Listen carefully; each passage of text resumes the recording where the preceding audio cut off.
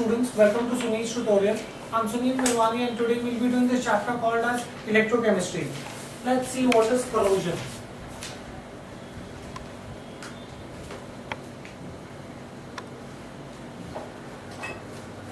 What do we understand by corrosion?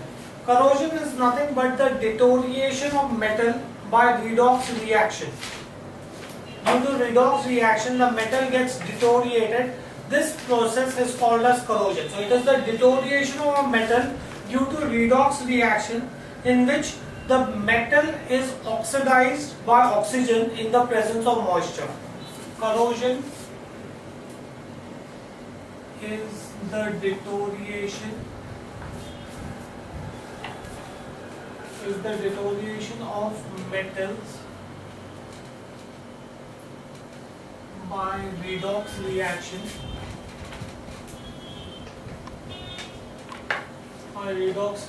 in which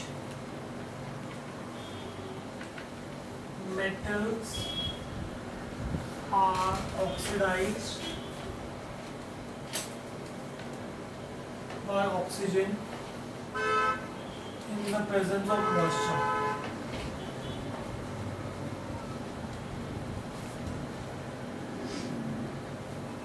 That's how I define corrosion, right?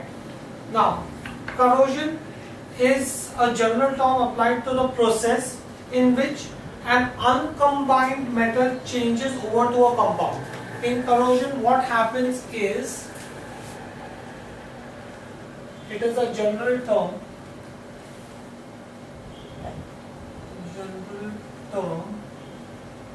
applied to a process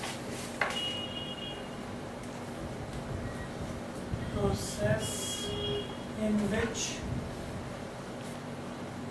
uncombined metals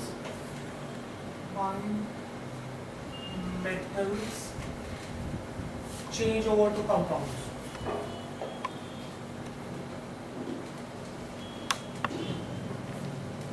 So when an uncombined metal changes over to its compound, then that is what is called as corrosion. So all metals except gold, silver, platinum and mercury exhibit strong tendency to get corroded when exposed to atmosphere or when they are immersed in water, right? All metals except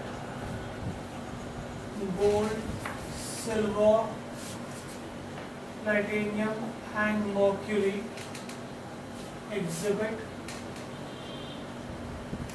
strong tendency to get corroded.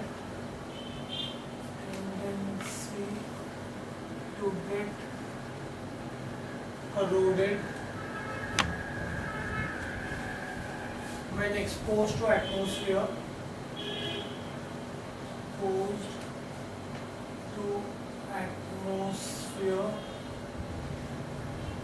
or when immersed in water.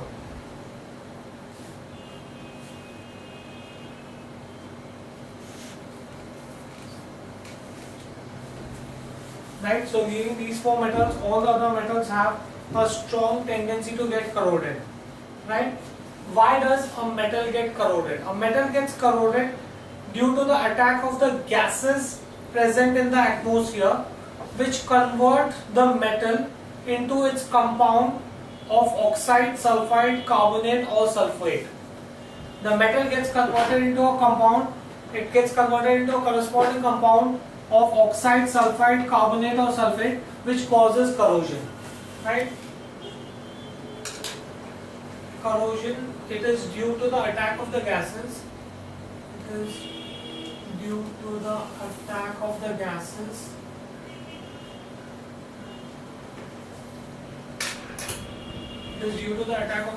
present in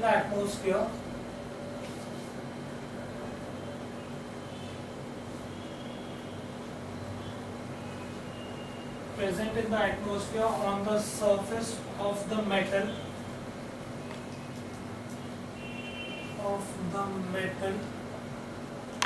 converting it into compound such as oxide, sulfide, carbonate or sulfate. So some compound is formed due to the presence of the gas on the metal, right? Now let's see how the mechanism of corrosion takes place. Let's see the mechanism of corrosion.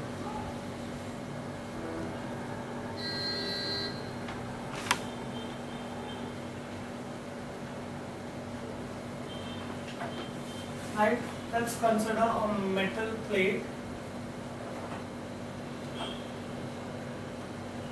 which is going to get corroded. This is a metal plate. Right, here I'm going to consider a droplet of water on it. The droplet of water I will show you with green color, no, blue color. This is the droplet of water on it, right? Now, as a result of this, what will happen is, this is your water droplet.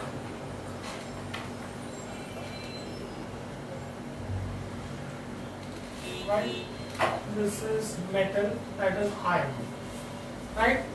Now, what will happen here is, you will have an electrochemical process in which iron is going to get oxidized to form hydrated ferric oxide. You are going to have Fe plus 2 getting converted to Fe plus 3. Right? This is that part where Fe plus 2 gets converted to Fe plus 3. Right? In the presence of air, which brings in oxygen. When I talk about air, I am actually referring to oxygen. Right? Do we get this in here? So do we understand the action of corrosion? I will write this down and show you. The rust of iron is formed. Rust of iron is formed due to electrochemical process. Chemical process in which iron is oxidized to form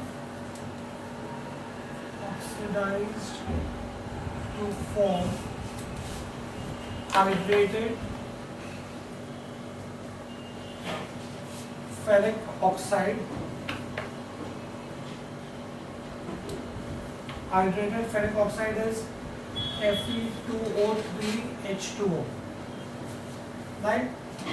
It forms hydrated ferric oxide in one region on the metal surface.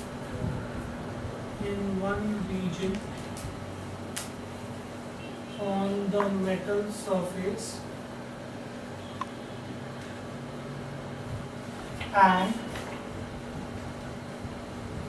oxygen is reduced in the other region.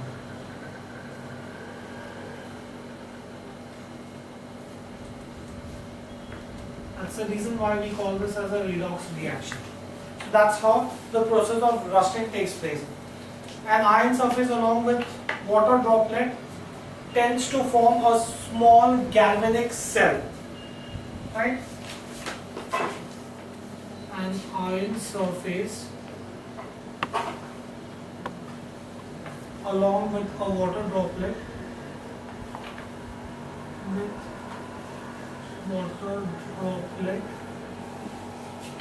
forms a small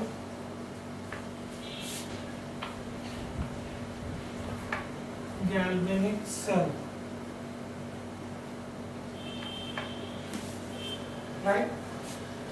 Now, certain regions of the metal surface will act as the anode and certain region will act as cathode. Right? Where water will behave like an electrolyte, in which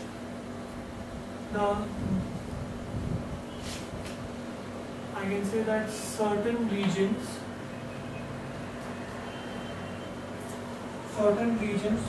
on the metal surface act as anode and certain regions on the metal surface act as cathode, water acts as electrolyte. Now actually let us see how does the reaction take place. Now what will be the anode region? What region will become anode? In anode region, the region where iron gets oxidized to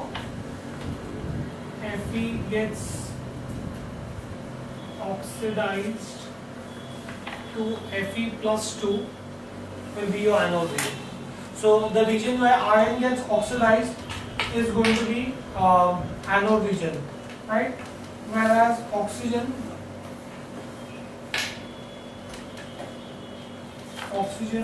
is reduced near the edge of the droplet,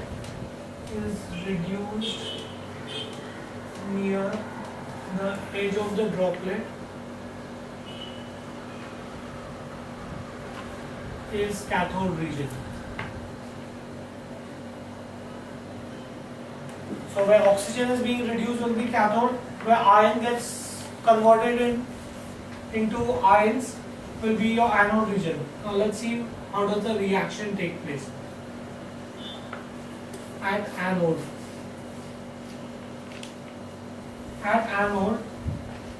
ferrous solid gets oxidized to ferric ions plus 2 electrons. Right?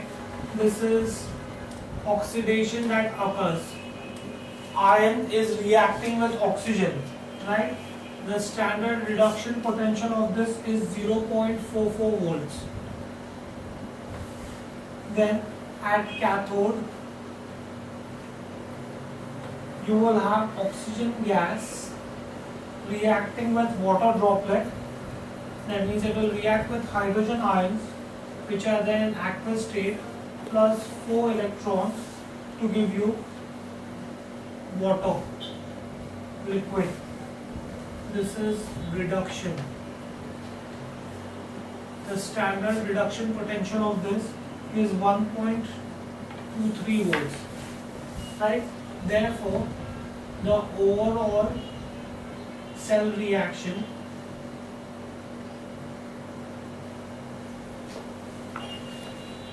in this case, the overall cell reaction is iron plus oxygen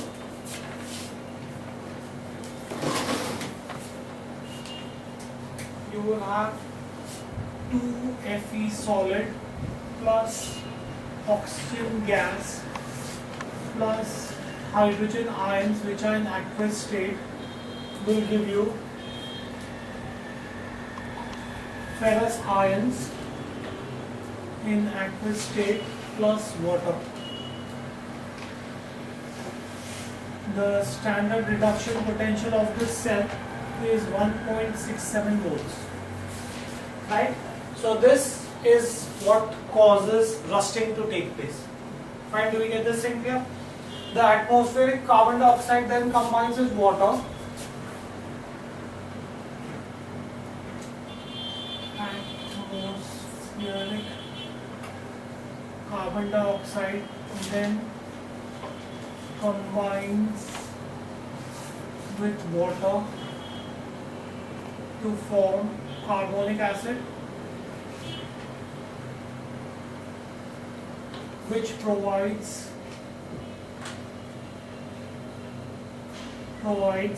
hydrogen ions. Right?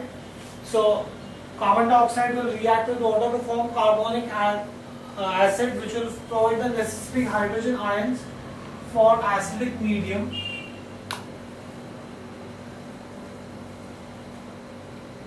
Required for the reaction.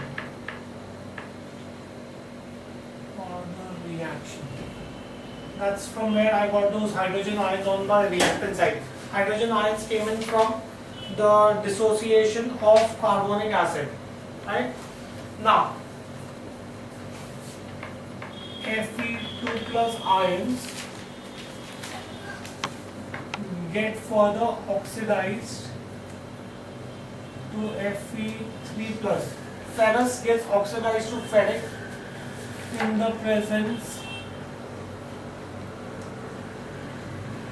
of dissolved oxygen. That is, you had Fe2 plus ions which were formed. They react with oxygen gas and the hydrogen ions. Now, from where did I get the hydrogen ions? I got hydrogen ions from the carbonic acid, right? To give you ferrous ions will give you ferric ions plus water, right? These ferric ions form insoluble hydrated oxide. Ferric ions form insoluble hydrated oxide called rust.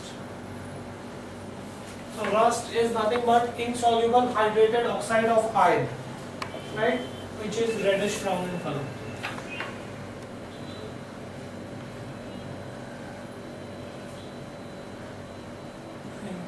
That's how rusting takes place. I'll give you the equation for this. Ferric ions react with water to form insoluble compound, that is Fe2O3. That's the compound that is formed. Hydrated compound. It has a water molecule in it. It's a solid compound and 6 hydrogen ions in active state. Right? So that's how rusting takes place. First, when you have a water droplet on a metal, you would have iron reacting with oxygen in the presence of water. Ferrous gets oxidized to iron gets oxidized to form ferrous ions, right? And oxygen gives you water droplet. The water droplet then further combines with carbon dioxide to form carbonic acid. Carbonic acid provides the necessary hydrogen ion. Hydrogen ion further reacts with the ferrous ions to form an insoluble hydrated ferric oxide, which is called as rust. Right? That is the reason why, and that is how rusting takes place. Right? What are the methods to protect from rusting? Protection of metal from corrosion. What are the different methods in which I can protect the metal from corrosion? Right? The first method that you have is called as barrier method.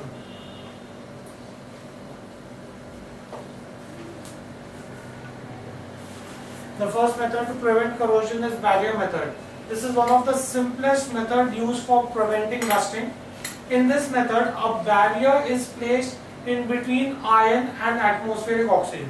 Barrier, what do I mean by barrier? Suppose if I paint the iron surface, then that paint will act as a barrier between the metal and the atmospheric oxygen. Or if I apply oil or grease on the metal, the oil or the grease would act as a barrier between atmospheric oxygen or metal. Or if I electroplate the metal with some other metal, so that metal that I am using for electroplating will act as a barrier between atmospheric oxygen and the metal. Right? In this method, a barrier is placed between iron and atmospheric oxygen. Right? The barrier protections can be achieved by barrier protection can be achieved by coating the surface with paint. Coating the surface with paint. Either I paint the substance or apply some chemical on the substance, right? Applying a thin film of oil or grease on the metal surface, applying thin film of oil or grease on metal surface,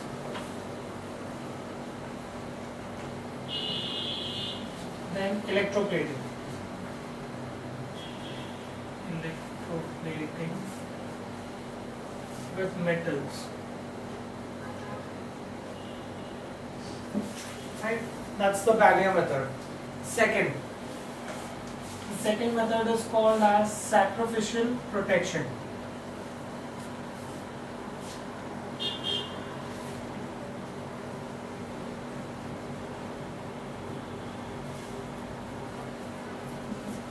Sacrificial protection. Iron is protected from rusting by covering the surface by an inert metal or a metal that reacts to save the iron surface. Right?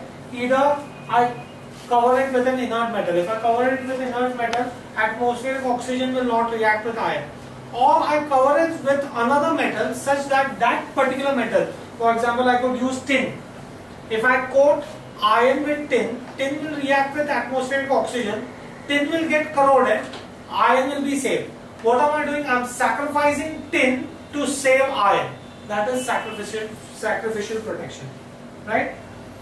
Sacrificial protection method prevents the loss of electrons by ions, whereas electrons are lost faster than iron by active metals. Thus, it protects iron from rusting. Right? This is, I can say, iron is protected from rusting by covering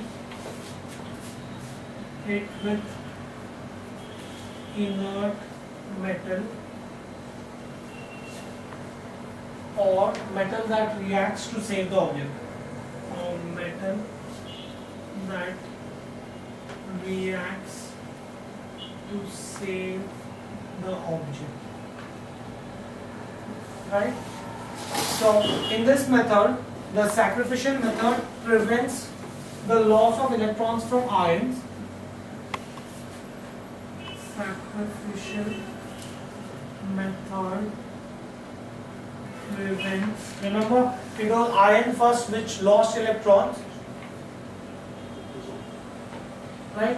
Iron which lost electron, which resulted in oxidation. If it does not lose electrons, there will be no oxidation and rusting process will not start. Sacrificial method prevents loss of electrons by iron, whereas electrons are lost faster by active metal that is used for sacrifice. Right?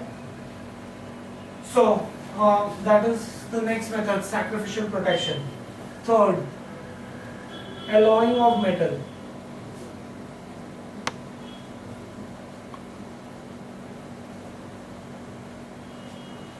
The third method is alloying of metal. Right? Alloying of metal resists corrosion in two ways. In some metal, the homogeneity of the metal is increased. In some cases, an impervious oxide film is formed on the metal which prevents the corrosion of metal. If I have alloy, I will have pure metal, there will be no impurity in it, and since there will be no impurity in it, it will not form a compound which will thereby prevent rusting. Or when I form an alloy, I will get an oxide film on it. I will get an oxide film on the metal, owing to which the metal will not be exposed to atmospheric oxygen, thereby preventing rusting. So that's the two ways in which alloying can prevent rusting. Alloying of metal resists corrosion by,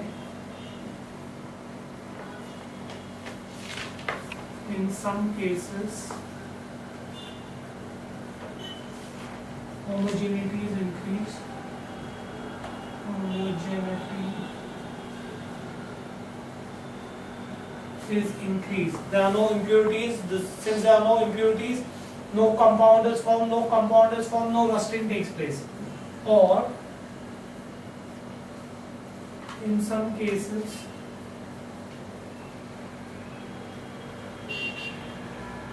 an oxide film is formed on the surface of the metal. An oxide film is formed on metal surface. Thereby the metal surface is no longer exposed to atmospheric oxygen, and therefore corrosion does not take place. Right? Then you can have by polishing of the surface.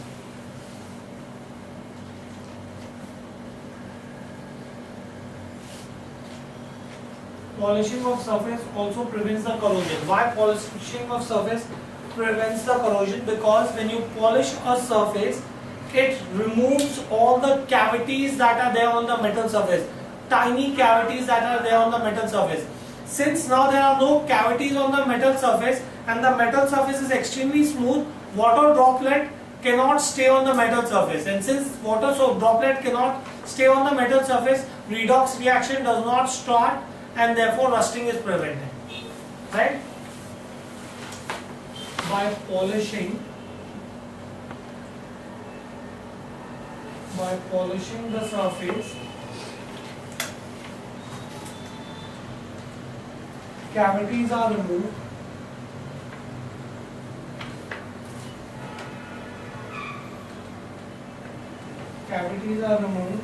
And thus oxygen concentration cells are removed. Oxygen concentration cells are removed. And secondly, surface area is decreased and it becomes smooth. Surface area is decreased and it becomes smooth. Right? So thereby corrosion can be prevented. Another method is by production of insoluble oxide coating.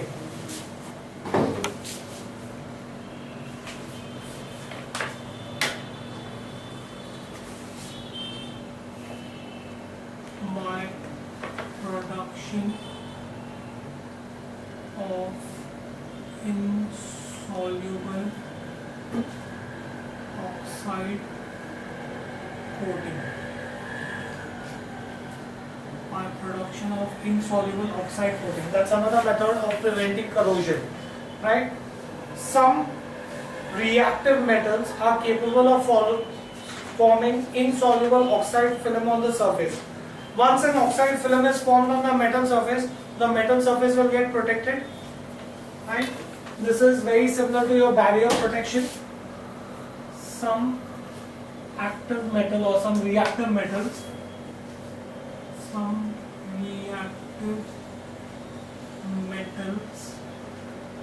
are capable of forming insoluble oxide film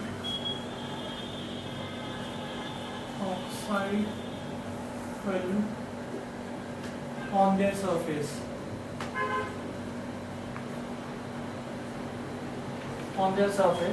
This oxide film once formed protects the metal. This oxide film once formed protects the metal from further corrosion.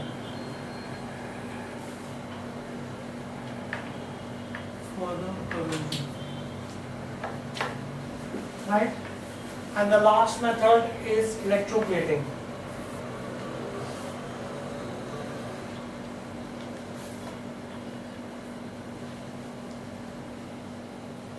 How do I define electroplating? It is the art of deposition of a superior metal on a base metal by the process of electrolysis. Right? The art of deposition of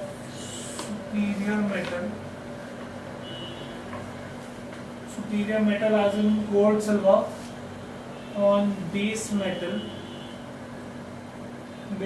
as a iron or copper by the process of electrolysis.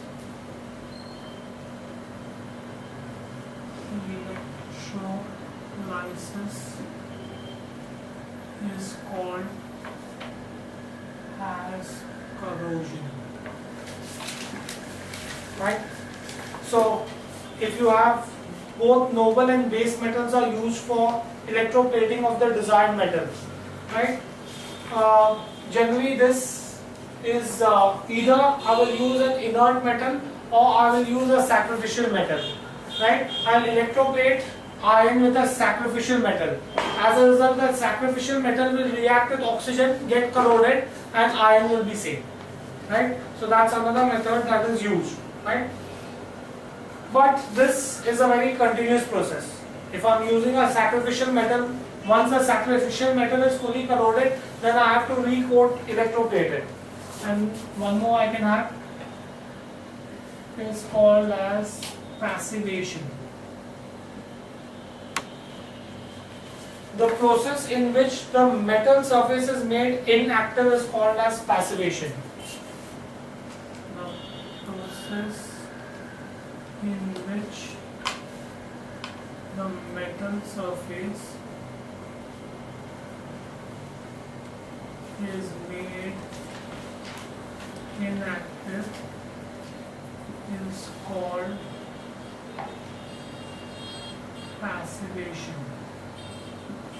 Right? The metal is protected from corrosion by treating it with concentrated nitric acid, which results in the formation of thin oxide layer on the metal surface. Metal is protected from corrosion by treatment with concentrated nitric acid, which results in the formation of thin film. Results in the formation of thin oxide layer on metal surface. So those are the methods in which I can prevent corrosion, right?